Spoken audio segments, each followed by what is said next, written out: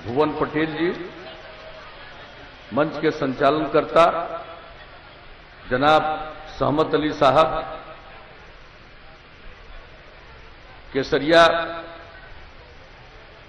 विधानसभा निर्वाचन क्षेत्र से राष्ट्रीय जनतांत्रिक गठबंधन एनडीए और जनता दल यूनाइटेड की सुयोग्य उम्मीदवार श्रीमती शालिनी मिश्रा जी, इस कार्यक्रम में उपस्थित हमारे पुराने मित्र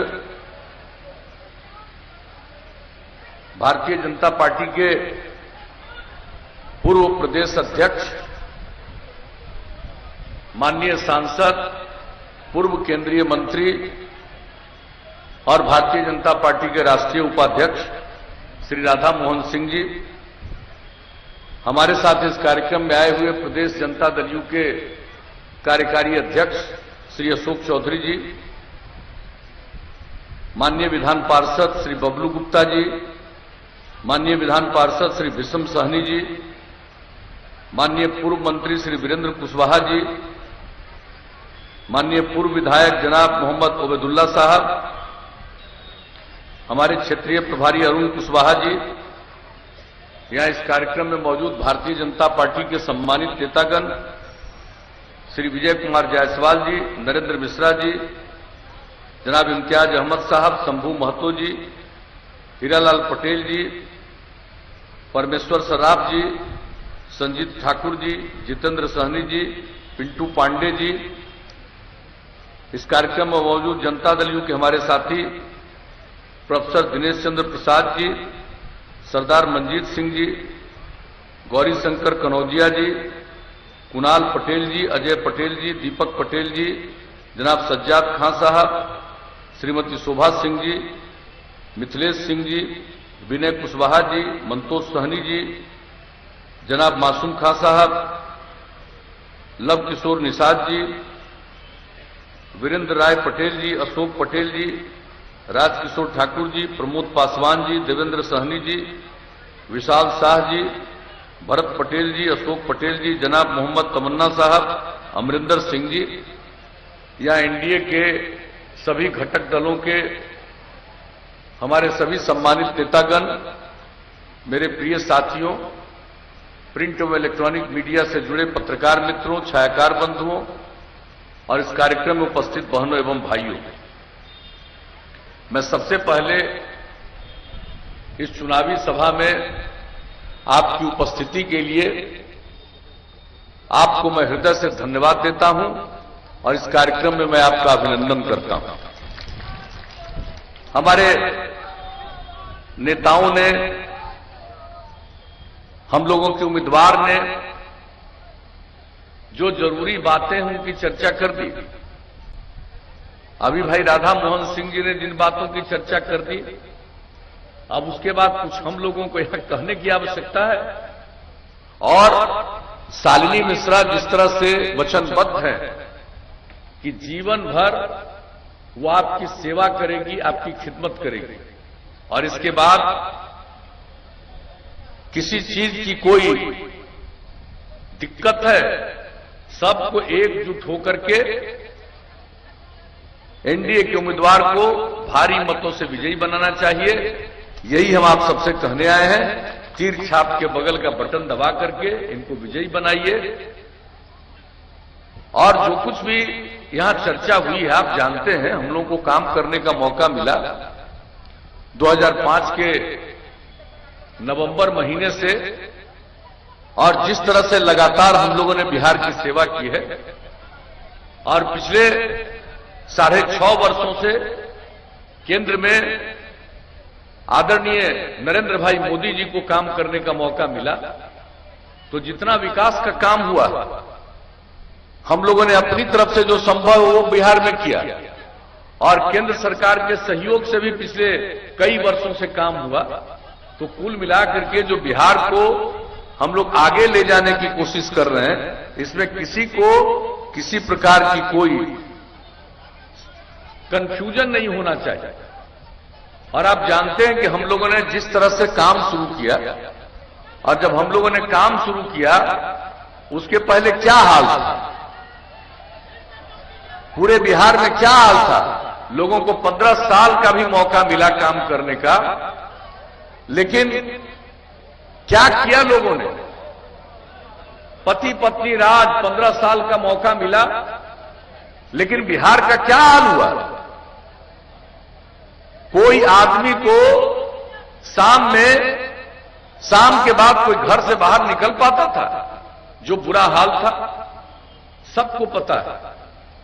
यहां कानून का राज नहीं था, जंगल राज था। लोग तकलीफ में थे, नरसंहार की घटनाएं घटती थी, अपराध की अनेकों घटनाएं घटती थी, लोगों का अपहरण होता था। और आप जानते हैं कितने व्यापारियों को बिहार छोड़ करके भागना पड़ा था। और जो कुछ भी जो लोग हैं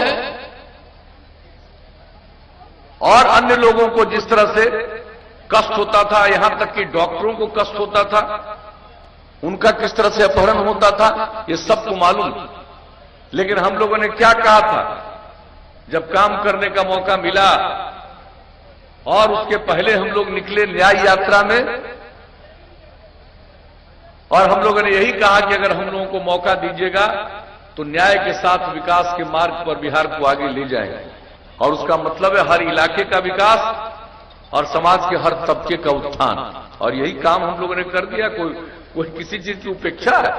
केंद्र में श्रद्धेय अटल जी के नेतृत्व में काम करने का मौका मिला। उस समय से लेकर के अभी हमारे राधा मोहन सिंह जी ने बहुत सारी बातों की चर्चा कर दी।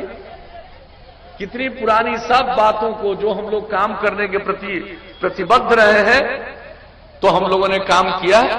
और यहां आने के बाद जिस तरह से एक एक चीज के लिए, जहां कहीं भी जो भी जरूरी चीज है, हर चीज के लिए हम लोगों ने काम किया। अपराध पर नियंत्रण किया।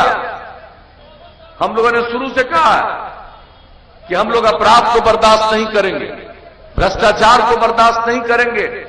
और सारा काम जो हम लोगों ने करने की कोशिश की है, आज सब लोगों को मालूम है। जो दृश्य है बिहार का, उसको देख लीजिए। अपराध के आंकड़ों को अगर आप देखिएगा तो आपको अच्छी तरह पता चल जाएगा। केंद्र सरकार के द्वारा सभी राज्यों के अपराध के आंकड़े प्रकाशित होते हैं।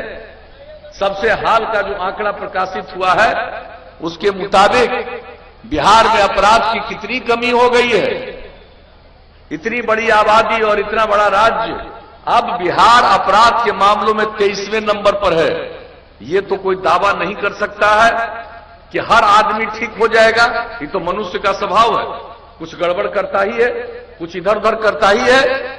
तो इधर उधर करने वाले लोगों के बावजूद बिहार की स्थिति कैसी हो गई, 23वें नंबर पर हम लोगों ने पहुंचा दिया।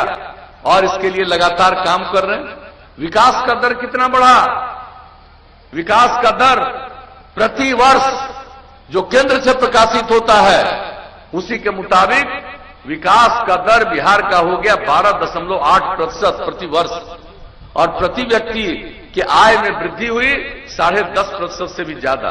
तो हम लोगों को काम करने का मौका दिया। क्या हाल था भाई, कोई सम्मान था किसी का, महिलाओं की कोई इज्जत थी। जनप्रतिनिधि के तौर पर महिलाएं न के बराबर थी, बहुत कम। और हम लोगों को जब आप लोगों ने मौका दिया, हम लोगों ने पंचायती राज संस्थाओं और नगर निकायों में महिलाओं के लिए 50% का आरक्षण किया। अनुसूचित जाति जनजाति 16%, 1%, अति पिछड़े वर्ग को 20%। कहां जब 15 साल लोगों को मौका मिला तो किसी के लिए कोई काम किया। लेकिन हम लोगों को मौका मिला तो कितना ज्यादा महिलाओं का उत्थान हुआ। 3 बार चुनाव हो चुका। अब कितनी बड़ी संख्या में महिलाएं जनप्रतिनिधि हैं। पहले जिनको मौका मिला 15 साल, सिर्फ अपनी पत्नी को मुख्यमंत्री बनाया। अब अंदर चले गए तो पत्नी को बना दिया। लेकिन इसके अलावे किसी भी महिलाओं के उत्थान के लिए क्या काम हुआ, तो आप सबको मालूम है। और हम लोगों ने महिलाओं के उत्थान के लिए यही नहीं, लड़कियां पढ़ती कम थी, गरीबी के कारण लोग भेज नहीं पाते थे। हम लोगों ने जो पोशाक योजना, उसके बाद साइकिल योजना की शुरुआत की। अब लड़कियों की संख्या कितनी हो गई? 9वीं क्लास में, मैट्रिक में हमने आकलन करवाया था और पता चला कितनी बड़ी आबादी का राज्य, और इसमें 9वीं क्लास में पढ़ने वाली लड़कियों की संख्या बिहार में 1,70,000 से भी कम। और हम लोगों ने लड़कियों के पढ़ाने के लिए जो आगे इंतजाम किया, अब लड़का और लड़की मिडिल हाई स्कूल में भी बराबर हो गए, अब हाई स्कूल में भी बराबर। और इस बार जान लीजिए, जो मैट्रिक की परीक्षा हुई, इस मैट्रिक की परीक्षा में लड़की की संख्या लड़कों से भी ज्यादा थी इस बार मैट्रिक की परीक्षा में। तो हम लोग कोई काम करते हैं, उसका रूप दिखाते हैं। एक एक काम किया महिलाओं को आगे बढ़ाने के लिए, जागृति लाने के लिए, जो जीविका समूह का गठन किया, वर्ल्ड बैंक से कर्ज लेकर के हमने काम करना शुरू किया और 10 लाख जीविका समूह बनाने का लक्ष्य था, बन गया। 1,20,00,000 से ज्यादा महिलाएं जीविका समूह से जुड़ गई। कितनी जागृति आई है महिलाओं में। और हमारा शुरू से था, पुरुष और स्त्री मिलकर दोनों काम करेंगे तभी समाज बहुत आगे बढ़ेगा, और वही काम हम लोगों ने किया। आज तो लोगों को भड़काने के चक्कर में बहुत लोग रहते हैं, कभी कोई काम नहीं किया है, और ये बड़ा सहज काम है। किसी के बीच में गलतफहमी पैदा करके लोगों को भ्रमित करो, लेकिन हमको उससे कोई लेना देना नहीं है, कौन भ्रमित करता है और लोगों को कितना नुकसान पहुंचाता है। लेकिन जब से आपने काम करने का मौका हम लोगों को दिया, हम लोगों ने यहां और केंद्र की सरकार ने, सब ने मिलकर के लोगों के उत्थान के लिए जो काम किया है, हम लोगों ने कौन कौन सा काम नहीं किया भाई? सड़क का, पुल का, पुलिया का, एक एक चीज काम किया, स्कूल का, अस्पताल का। और जब पहली बार मौका मिला, काम किया। उससे भी ज्यादा, दूसरी बात, उससे भी ज्यादा इस बार हम लोग मेहनत कर रहे हैं। और हम लोगों ने क्या किया जरा बताइए? कहां था यहां इंस्टीट्यूशन? यहां के बच्चे बच्चियों को पढ़ने के लिए बाहर जाना पड़ता था। अब ये चर्चा कर रहे थे हमारे भाई राधा मोहन सिंह जी, हम जब रेलवे मंत्री थे, हम सब जगह जाते थे देश भर में, और कहीं हम जाते थे तो किनारे में हम देखते थे युवकों की जमात खड़ी है बात करने के लिए। हम पूछते थे क्या बात है, तो लोग कहते थे हम बिहार के रहने वाले हैं, जरा यहां ट्रेन का ऐसा इंतजाम करवा दीजिए कि हम लोग सीधे बिहार जा सके। ये हमने सांसद के रूप में देखा है। कितने लोग बिहार के बाहर पढ़ने के लिए जाते थे, चाहे वो इंजीनियरिंग कॉलेज हो, मेडिकल कॉलेज हो, एग्रीकल्चर इंस्टीट्यूट हो, हर जगह हम जहां कहीं भी गए हैं दृश्य देखते थे। और जब इस बार हम लोगों को मौका मिला तो हम लोगों ने क्या किया, हर जिला में इंजीनियरिंग कॉलेज, हर जिला में पैरामेडिकल संस्थान, हर जिला में पॉलिटेक्निक संस्थान, हर जिला में महिला ITI, सब जगह स्थापना कर दी। और हर जिले में GNM संस्थान, और हर एक अनुमंडल में हम लोगों ने ANM संस्थान और ITI की स्थापना।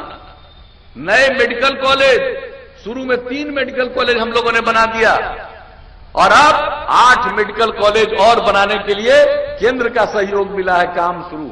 इसके अलावा 3 और मेडिकल कॉलेज को राज्य सरकार ने तय कर दिया। तो आप सोच लीजिए, और मेडिकल कॉलेज के साथ नर्सिंग कॉलेज की स्थापना, इतना इंजीनियरिंग कॉलेज। अब जान लीजिए, सब जगहों पर पढ़ाई शुरू हो गई, और अनेक जगहों पर इसके लिए जो भवन का निर्माण होना था संस्थानों का, वह भी बना। तो ये सब काम हो रहा।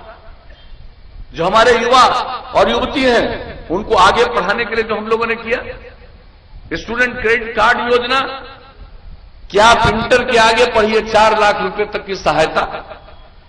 कोई आगे पढ़ना नहीं चाहता है, काम की तलाश में घर के बाहर निकलता, उसको पैसा नहीं। 2 साल तक हर महीने 1,000 रुपए की सहायता, स्वयं सहायता भत्ता योजना। और तीसरा, जो युवा युवती पढ़े नहीं है ज्यादा लेकिन काम करना चाहते हैं, तो काम तभी कर पाएंगे। उस समय हम लोगों को लगा कि कम से कम कंप्यूटर पर तो काम करना जाने, तो हम लोगों ने जो उनके लिए ट्रेनिंग का काम शुरू करवाया, कुशल युवा कार्यक्रम। 10 लाख से ज्यादा युवक युवतियों ने ट्रेनिंग ले ली, तो एक एक काम हम लोग करवाए। महिलाओं को 35% का आरक्षण सरकारी सेवा में, पुलिस बल में। अरे पहले कोई महिला पुलिस बल में दिखती थी, और अब आप जितने महिलाओं को पुलिस बल में दिखते हैं शायद ही किसी और राज्य में हो। तो इतना ज्यादा हम लोग पुलिस महिलाओं के लिए काम कर रहे हैं, बाकी सभी सरकारी सेवाओं में। और उसके अलावा हम लोगों ने क्या तय किया था, हर घर बिजली पहुंचा देंगे। क्या हाल था, राज करने का मौका मिला, 15 साल लोगों को बिजली का बुरा हाल और बिगड़ते गया। गांव को तो छोड़ दीजिए, शहरों में भी बिजली की इतनी कमी होती गई कि कुल बिजली की खपत बिहार में कितना था, 700 मेगावाट, और हम लोगों ने हर घर बिजली पहुंचा दिया। 18 के दिसंबर का लक्ष्य था, 2 महीना पहले हम लोगों ने पहुंचा दिया, और इसमें केंद्र सरकार का भी सहयोग मिला। एक एक घर पहुंच गया, और अब तो और लोग बिजली ले रहे हैं। और अब जानते हैं बिजली की खपत बिहार में 6000 मेगावाट से ज्यादा हो गया। तो एक एक काम जो हम लोग कहते रहे उसको कर दिया। अब उसके अलावे पूरे देश में शौचालय का निर्माण, अपने बिहार में भी शौचालय का निर्माण, हर घर शौचालय का काम लगभग पूरा हो गया। कुछ सामूहिक जगहों पर बन रहा, वो भी बहुत जल्दी पूरा हो जाएगा। तो एक एक काम हम लोगों ने किया।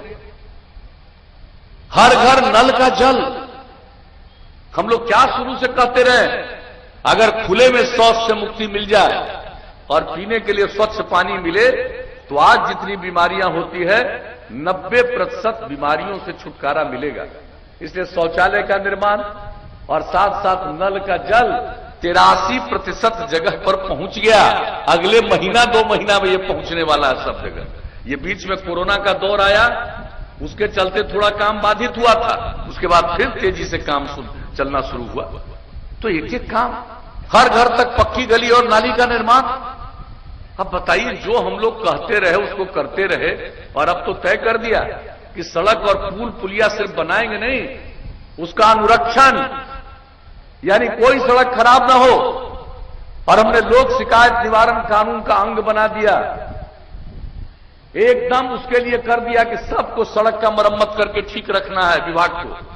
अगर किसी को लगे कि हमारे इलाके का सड़क खराब है और उसकी मरम्मत नहीं हुई है, तो वो लोक शिकायत निवारण कानून के अंतर्गत शिकायत कर सकता है। समाधान तो होगा ही, लेकिन इसके लिए जो जिम्मेवार होगा, क्यों नहीं समय पर सड़क की मरम्मत की, उनके ऊपर कार्रवाई तक होगी। ये भी काम हम लोगों ने कर दिया। तो जो भी मौका देते हैं करते रहते हैं। और अभी इन लोगों ने बता दिया, कोरोना की जो बीमारी दुनिया भर में फैली है, हम लोगों क्या भी फैली है, कितना ज्यादा सहयोग, मदद, बाहर के साथियों को यहां आने पर हर जगह मदद, केंद्र सरकार के द्वारा मदद, गरीब लोगों के लिए मदद, अनाज का मदद, हर तरह से तो मदद किया गया है। किसानों को कितनी मदद की जा रही है, हर प्रकार से मदद करते हुए लोगों को राहत दिलाने की कोशिश की है। बिहार में राज्य सरकार ने ही 10,000 करोड़ रुपया खर्च किया। तो आप समझ सकते हैं कि जो भी स्थिति आती है, उसी तरह से आपदा को, कहां पहले आपदा नाम की कोई चीज थी, पहले चर्चा होती थी, बाढ़ आए, सुखाड़ आए, कुछ कर पाते थे, बाढ़ की स्थिति होती थी, लेकिन किसी को सहायता मिलती थी। नवंबर महीना आने के बाद आदमी का लिस्ट बनता था कि सबको 25 किलो अनाज मिलेगा, वह भी कुछ को मिलता था, नहीं मिल पाता था। यह बुरा हाल था पहले। और जब हम लोगों को मौका मिला तो हमने आपदा प्रबंधन के लिए कैसा काम शुरू किया, भूलिएगा मत। 2007 से जब ऐसी नौबत आई, हम लोगों ने काम करना शुरू किया आपदा पीड़ितों की सहायता के लिए। और हमने क्या कहा था कि सरकार के खजाने पर पहला अधिकार आपदा पीड़ितों का है। अब जो कुछ भी होता है, क्यों नहीं और जगह पर होता है, ग्रेच्युटस रिलीफ दिलवाते, अब तो बढ़ा के 6,000 रुपया कर दिया। इस बार भी कितनी बड़ी आबादी प्रभावित हुई है, इस बार भी बाढ़ से कितना प्रभावित हुआ है, कितने फसल की बर्बादी हुई है, लोग प्रभावित हुए। 92 लाख से भी ज्यादा आबादी प्रभावित हुई है। और हम लोगों ने प्रभावित परिवारों को तो 6,000 रुपया हर को उसके खाते में पहुंचा ही दिया। इसके अलावे फसल की क्षति का भी आकलन किया है, उसके लिए भी 970 करोड़ रुपए का हम लोगों ने कर दिया। क्योंकि इस बीच में चुनाव का हो गया है, तो हर चीज के लिए चुनाव आयोग से अनुमति लेकर के उसका होगा, वो एक अलग विषय है। लेकिन एक एक चीज आज की बात नहीं, इसके पहले का सब दिनों का हाल देख लीजिए। आपदा के लिए जो काम हम लोगों ने करना शुरू किया, उसके लिए जो एसओपी बनाया, हर तरह के लिए किसी भी तरह से कोई काम होगा उसके लिए क्या करना है, लोगों को बाहर उनको रखना है बाहर रखेंगे, उनको खाने का प्रबंध करना है खाना खिलाएंगे और तरह की सहायता देंगे। ये सारा काम हम लोग करते रहे। फसल का नुकसान होगा उसमें भी उनको सहायता देंगे। तो एक एक काम हम लोग करते रहे हैं। आप चाहते हैं किसी तरह से आगे काम हो, बोलने के लिए तो लोग कई तरह की बात बोलते हैं। कुछ हम पर ज्यादा बोलते रहता है, तो हमको मालूम है कि हम पर बोलेगा तभी ना उसको प्रचार होगा, उसको पब्लिसिटी कैसे होगी। हम पर जब बोलेगा ना आप सुना, खूब जगह मिलता है प्रचार का, बढ़िया से रहो भाई, इसका खूब फायदा उठाओ। मेरे ही चलते प्रचार तो कम से कम हो रहा है, हम ही पर बोलोगे तभी ना प्रचार होगा, नहीं तो तुमको कौन प्रचारित करेगा। खूब प्रचारित करिए, मुझको उन सब चीजों की चिंता नहीं है। लेकिन एक बात जान लीजिए, लोग चाहे जितना बोले, न काम का अनुभव है न उसकी कोई समझ है। अगर काम किया गया है 15 साल में, और अब केंद्र सरकार के द्वारा जो काम 6.5 साल में हुआ है, अब भूलिएगा मत। ये काम आगे का मौका दीजिएगा तो बिहार और तेजी से आगे बढ़ेगा। और एक ही बात हम कहेंगे, अगर अगला बार मौका दीजिएगा तो एक बात आप जान लीजिए, एक चीज हम कह देना चाहते हैं, हर घर बिजली पहुंचा दिया, हर गांव में। अगला बार मौका दीजिएगा तो हम लोगों ने तय कर दिया है कि हर गांव में, मोहल्ले में, हर जगह सोलर स्ट्रीट लाइट लगाएंगे। रात में अपना बिजली बुझा दीजिएगा और बाहर पूरे गांव में उजाला रहेगा। और ये सरकार करेगी, ये सब काम, ये सब हम लोग करेंगे। और लड़कियों को अभी इंटर पास करने पर देते हैं 10,000 रुपया, और ग्रेजुएट हो जाती है तो देते हैं 25,000 रुपया। अगली बार मौका दीजिएगा तो इंटर 12वीं कक्षा पास करने पर लड़की को देंगे 25,000 रुपया, और ग्रेजुएट हो जाएगी तो देंगे 50,000 रुपया। ये सब इसीलिए करेंगे कि हमारी लड़कियां और तेजी से आगे बढ़े।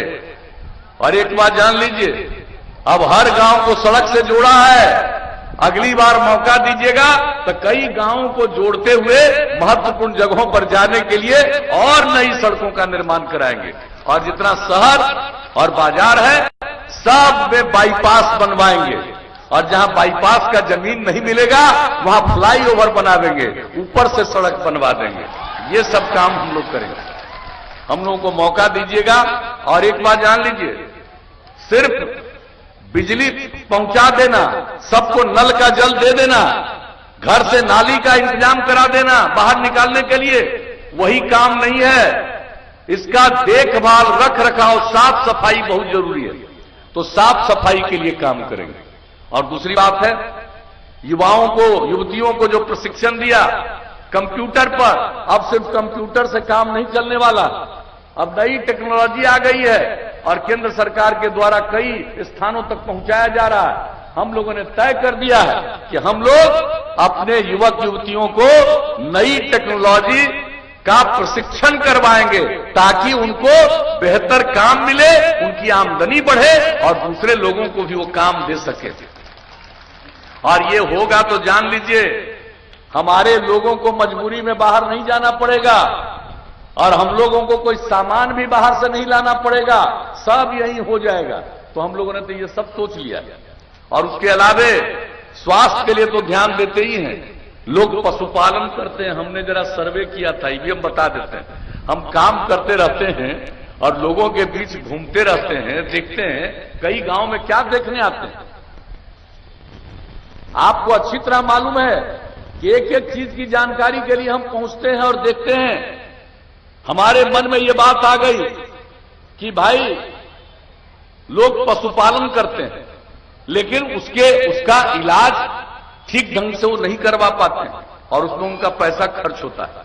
तब हमने सोच लिया है कि अब पशु चिकित्सालय भी बनाएंगे 8 से 10 पंचायत पर ही, और जो नई टेक्नोलॉजी है हर गांव तक पहुंच जाएगी, और अगर किसी का जानवर भी बीमार है उसी के माध्यम से तुरंत वहां खबर करेगा पशु चिकित्सालय में, इलाज के लिए चिकित्सक आएंगे, जरूरी दवा का प्रबंध करेंगे, और दवा आपको नहीं खरीदना पड़ेगा, राज्य सरकार अपनी तरफ से दवा दे देगी। तो ये सब भी काम करेंगे। तो हर प्रकार से हमारे देश के कृषि मंत्री रहे, अब बिहार में जो शुरू से हम लोगों ने कृषि रोड मैप बनाया है उसमें इन सब चीजों पर, तो एक चीज हम लोगों के मन में बात आई कि भाई इसको भी करना चाहिए। तो इसी तरह से जो भी और जरूरी चीज है वो सब काम करेंगे। और अच्छी तरह जान लीजिए, आदरणीय मोदी जी के केंद्र के मदद से और राज्य सरकार की मेहनत से और परस्पर में हम लोगों का एक दूसरे के बीच में प्रेम का और भाईचारे का भाव रहना चाहिए। मिलजुल करके काम करेंगे और निश्चित रूप से बिहार को और आगे बढ़ाएंगे। और जो भी समाज में किनारे पर रहे उनको मुख्य धारा से जोड़ने के लिए जो हम लोगों ने काम किया है, इसको मत भूलिएगा। इज्जत नहीं थी, उनके लिए इज्जत दिया, हमने उसकी संक्षेप में चर्चा की। और आप जानते हैं जो प्राथमिक विद्यालय था उससे भी बाहर बहुत लोग रह जाते, तो कौन लोग थे? हम लोगों ने पता किया, या तो महादलित या अल्पसंख्यक समुदाय के, और उनके लिए हम लोगों ने जो शुरू किया, टोला सेवक, तालमी मरकज, स्वयं सेवक, सबको बाहर पढ़ा करके स्कूल तक पहुंचा दिया। अब न के बराबर स्कूल के बाहर। तो देख लीजिए, हर चीज के बारे में हम लोग नजर रखते हैं, देखते हैं, क्रियान्वित करते हैं, पूरे तौर पर कोशिश करते हैं। यही हमारा फर्ज। अगर आपको लगता है कि हम लोग मिलजुल करके जो काम करते रहे एनडीए के लोग, अगर वो काम अब तक ठीक करते रहे हैं तो आगे भी आप मौका दीजिएगा ताकि बिहार को नई ऊंचाइयों पर, और ये तो ऐतिहासिक भूमि है, हम तो नमन करते हैं इसका। और हम लोग के उम्मीदवार शालिनी मिश्रा जी, इनकी माता जी की मृत्यु हुई, हम लोगों को मालूम हुआ 10वां दिन है। हम तो उनके प्रति अपनी श्रद्धांजलि अर्पित करते हैं। और इनके घर पर गए थे हम, उनसे मिलने का भी मौका मिला था। और इनके पिताजी जब सांसद थे तो हम भी सांसद थे, तो उनसे तो मिलने का मौका हमारा रहता ही था। लेकिन हम मिले हैं, मुझको सचमुच तकलीफ हुई है, पीड़ा हुई है। लेकिन इन सब चीजों के बावजूद, चूंकि चुनाव का अभियान है और आप जानते ही हैं कि इस अभियान में तो जो भी उम्मीदवार है उसको रहना है, इसलिए इनके प्रति हर किसी की सहानुभूति होगी। तो मैं आप सबसे यही निवेदन करना चाहता हूं कि एकजुट होकर के और एनडीए की सुयोग्य उम्मीदवार शालिनी मिश्रा जी को तीर छाप के बगल का बटन दबा करके विजयी बनाइएगा, यही आग्रह करेंगे। चूंकि हमको अभी कई जगहों पर जाना है, तो क्या उम्मीद है? अरे जिताइएगा ना इनको, हाथ उठा के बताइए। बहुत बहुत धन्यवाद। तो अगर आपका आदेश हो तो हम इनको जीत का माला समर्पित कर दें, कर दें।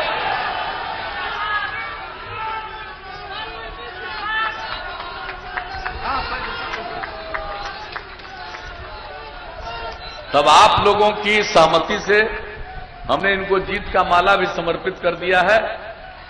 आप एकजुट होकर के सब लोग मिलकर के, और जो 3 तारीख को वोट है उस दिन एकदम जाकर के वोट करिएगा। और बहनों से तो यही कहेंगे कि सबसे पहले वोट दे दीजिएगा, ये आप ही की ना है, आई सब दिन आप ही के बारे में सोचती रहेंगे, और खाली आप नहीं बाकी लोगों के बारे में भी सोचती रहेंगे। तो इन्हीं शब्दों के साथ मैं आप सबको हृदय से धन्यवाद देता हूं, पुनः आपका अभिनंदन करता हूं और आगे जाने की इजाजत देता हूं।